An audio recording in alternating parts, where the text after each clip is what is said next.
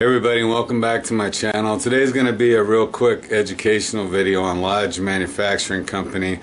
A lot of people think they know about Lodge, but they really don't as far as new skillets and old skillets go. So just to let everybody know that they do have antiques, stay tuned.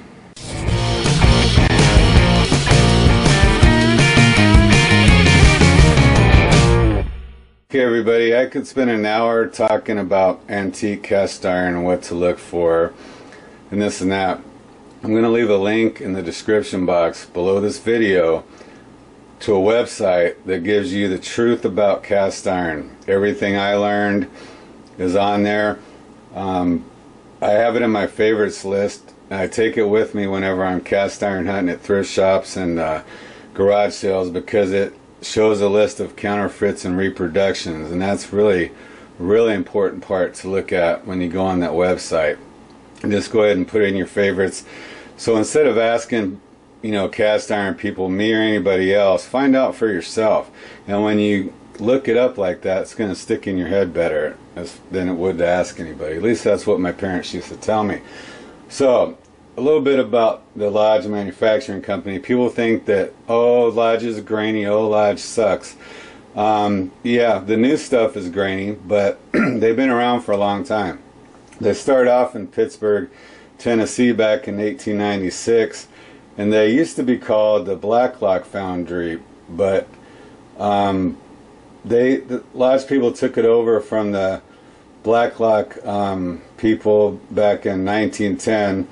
They were friends of his, and they moved the fruit block south, and then they called it Lodge Manufacturing Company. But as far as the rest of the stuff goes, you can find it on the website I'm going to give you. It's called castironcollector.com.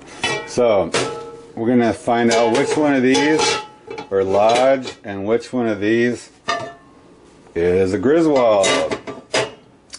And I have a friend of mine, he told me that the best kind of, it's all about the Joneses, but the best kind of cookware cast iron is Griswold, then Wagner, and then Made in USA. Well, they all made in the USA stamps when they started getting reproductions from other countries. So yeah, so it's like I said, go to that website, and instead of like talking and not knowing what you're talking about, then you'll actually know. Alright, I'll flip this one over in a minute here. We'll smooth this out of the way. Okay, sorry about that. Flip this one over here. Isn't that nice? You know what that is? That's a Dutch oven. That's in my cast iron finds. I'll probably have a link at the end of this video for that. Alright. Now here you have, let me get some lights on this. Here you have, see 3 notches, 1, 2, 3. This is blank. This is a Lodge. You can tell by the 3 gate marks right there, the 3 little notches, okay? Now that is before they stamped Made in the USA. When did they do that? You're going to find out on the website for yourself. Okay? Same thing, what do you got? You got the 3 notches. Okay? So Made in the USA. So this is a Lodge, but this one's older. You see me, I always cook with these two on my videos. Now this is the one I used that they sent me to look at. This is the newer Lodge. This is the one that's grainy. This is the one that's a wrist breaker. It's heavy, but I seasoned it. It works. And if you want these antiques, all you got to do is go get them. And there's my videos, there's plenty of other people's videos on how to I've been doing it the hard way with oven cleaner, but what you can do is you can get the crustiest barnacled one you've ever seen, man, and you get yourself a self-cleaning oven. You put it in there upside down just like this, put it in there, run it for the whole time. When you pull it out, easy, just take it across to the sink, because when you do, this will all fall off. It's all separated. You just rinse it off, and then all you have to do is scrub the rust off of it. But all that crap is just gone like magic. Some of them will be real bad, and it'll still have it in the side. And so you'll put it in again, and you'll just put it in like that, and then for sure, you know, it's all gone. It's really amazing. I did that with these. Now I just have to get the rust off. I just threw it in there. See how easy that was? And this one, nice little cornbread there.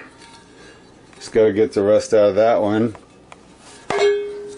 Hold on, folks. I'm doing this one-handed. Sorry. What's that? That's a nice little Griswold. Alright. So, what's left? Must be the Griswold. This is an unmarked Erie Griswold Dutch oven. And that you can find out by looking on the website that I'm going to give you. So, appreciate you guys listening to me knock these pans around and everything like that. So any questions, yeah, I'm going to leave the link in the description box and go check it out. If you got any ideas on what you want me to cook, I've got my own ideas. I'll be cooking some more up pretty soon. Yeah, so just leave a comment in the description box and let me know what you guys are up to. Remember, don't hate, congratulate, but you already know.